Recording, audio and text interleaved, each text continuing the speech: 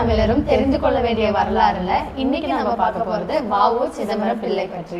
ஏன் அவரை நம்ம கப்பலோட்டிய தமிழன் என்று சொல்றோம்? ஏன்னா இந்தியர்களுக்காக சொந்தமா கப்பல் நிறுவனத்தை தொடங்கினதுனால அவரை கப்பலோட்டிய தமிழன் அப்படின்னு அழைக்கிறோம். வ.உ.சி எப்போ எங்க பிறந்தார்? அவர் 1872ஆம் ஆண்டு செப்டம்பர் 5ஆம் தேதி தூத்துக்குடியில உள்ள ஒட்டப்பிடாரம் அப்படிங்கிற ஊர்ல தான் பிறந்தாரு. அவரு மக்களுக்கு எந்த விதத்துல உதவி செய்தார், அப்புறம் என்ன வேலை செய்தாரு?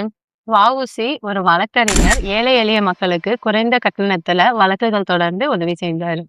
ஒரு வழக்கறிஞர் எதுக்காக கப்பல் நிறுவனத்தை தொடங்கினாரு?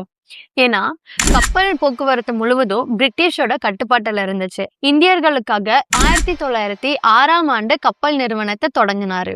வ.உ.சி மக்கள் எல்லாருக்கும் உதவி பண்ணாருன்னு தெரியும். ஆனா தொழிலாளர்களுக்கு அவர் எந்த வகையில உதவி பண்ணாரு? கோரல் மில் தொழிலாளர்களுடைய உரிமைகளுக்காக போராடினாரு.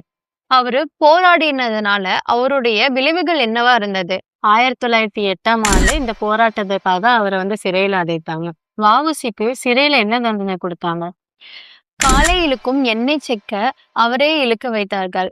அதனால அவருக்கு செக்கிழுத்த செம்மல் அப்படிங்கிற பேரும் வந்தது. அவர் எப்போ விடுதலையானார்? 1912ஆம் ஆண்டு விடுதலையானார்.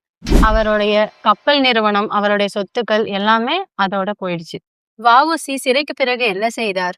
அவர் தமிழ் நூல்களை எழுதினார். அது மட்டும் இல்லாம மக்களிடம் நாட்டுப்பற்றை பரப்பினார். அவர் எப்ப மறைந்தார்னு உனக்கு தெரியுமா?